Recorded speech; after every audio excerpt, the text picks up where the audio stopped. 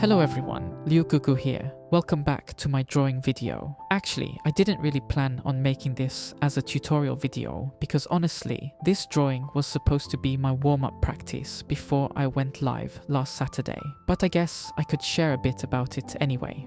So this is a portrait of Mariya. She's from Russia and she's my friend on Instagram. I really liked how she looked in one of her videos. So the reference isn't actually a photo, it's a frame I took as a screenshot from that video. What really caught my eye was the angle of her head and body. There's a gentle turn and it makes the pose feel more natural and alive. And the lighting too is really flattering. This is what's called the Rembrandt lighting setup. It's a classic technique where you get that little triangle of light on the cheek opposite the light source. It adds depth and mood to the portrait, and if you look closely, you'll see the catch light is around the 11 o'clock or 2 o'clock position, which keeps the eyes feeling bright and alive. Rembrandt lighting is something I'm quite familiar with. Not just in drawing, but in photography too. I've always loved experimenting with lights and shadows when I shoot portraits, and it naturally carries over into my drawing. This lighting setup works because it creates contrast while still keeping one side of the face softly lit. It makes the portrait feel dramatic but not harsh. And for Mariya, it really suits her face shape because the triangle of light helps bring out her cheekbone and softens the other side. Sometimes people ask why lighting matters so much when you draw. The truth is, lighting can completely change the mood. A flat light can make a face look wide and uninteresting, but angled light like this creates depth and form. So when I choose references, I'm always looking for that kind of lighting that tells a story on its own. I started this drawing using Willow charcoal. I really love drawing with it, but at first it was actually very challenging. Willow charcoal is so soft that it smudges easily, and I used to feel like I couldn't control it properly. It felt almost too unpredictable, and I worried it would ruin the drawing. But over time, I kept practicing and experimenting.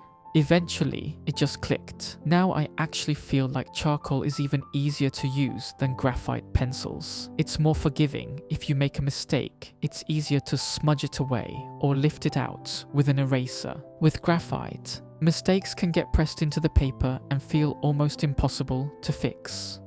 After laying down the initial sketch with Willow charcoal, I switched to charcoal powder to deepen the values. I apply it using a blending stump, which lets me build up darker areas without pressing hard. The powder also helps keep the drawing smooth and soft because you're layering shadows gradually instead of scratching them in. It's a technique I've grown to love, especially for portraits where you want those subtle transitions in the skin tones. For this drawing, I wanted to keep the style really soft and natural. I didn't go for any crazy interpretation or stylization like I sometimes do. This time, the goal was simple: match Mariya's likeness and capture the gentle, almost dreamy look she had in the video frame. Since this was just practice, there wasn't much pressure. That's something I think is really valuable. When you're not worried about impressing anyone, you can focus more on the feeling of the piece. It becomes about exploring and enjoying the process instead of chasing perfection.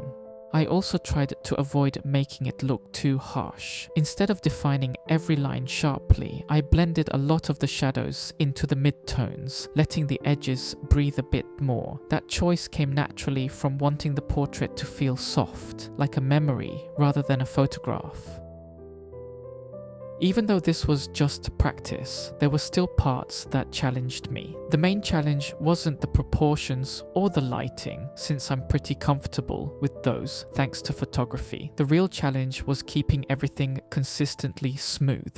It's tempting to over-define parts of the face, like the eyes or lips, but then the drawing loses that gentle look. So I had to consciously remind myself to blend and soften instead of sharpening every detail. Another interesting part is that this drawing comes from a video. It was actually a behind the scenes video because Mariya is a model. Sometimes screenshots like this have motion blur or weird compression artifacts, but for me, that's not a problem. It actually helps blur the edges or some details, so I don't feel the need to over-define everything. In this case, the moment itself still felt alive. It's one of those photos that really speaks to me. The first time I saw it, I felt that immediate rush to start drawing. That feeling of urgency, like I need to draw this now, is what makes the drawing feel special in its own way, and it becomes even more satisfying when I finally finish the piece. It's this feeling, this spark that keeps me going in drawing portraiture.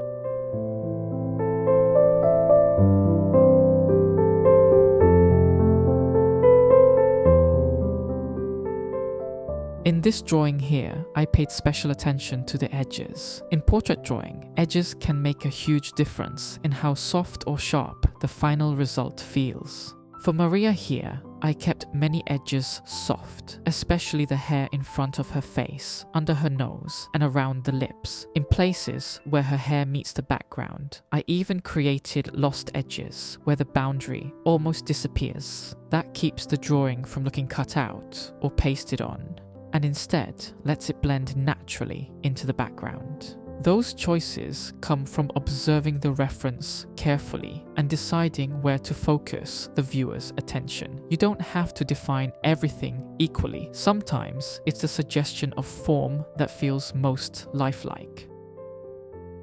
One thing I've realized is that drawing someone you know, like a friend, feels very different from drawing a random stranger or doing a commissioned portrait. When it's someone you know, there's less pressure to get it perfect and you feel freer to experiment. With commissions or portraits of people you don't know, there's always this voice in your head worrying, will they like it? Will it be accurate enough? But when it's a friend, it becomes more about the connection. It feels like sharing a quiet conversation with them through your art. And about choosing what to draw, I really believe in drawing images that speak loudly to you. Not every photo will spark that urge, but when one does, it makes the whole process feel almost inevitable, like you couldn't not draw it, even if you tried. That's when drawing feels the most alive. It feels different when you draw someone you know. It's not just a portrait, it's a memory shared between you and them. And I think my favorite drawings happen when I don't plan too much, when something just speaks to me and I can't help but pick up the charcoal.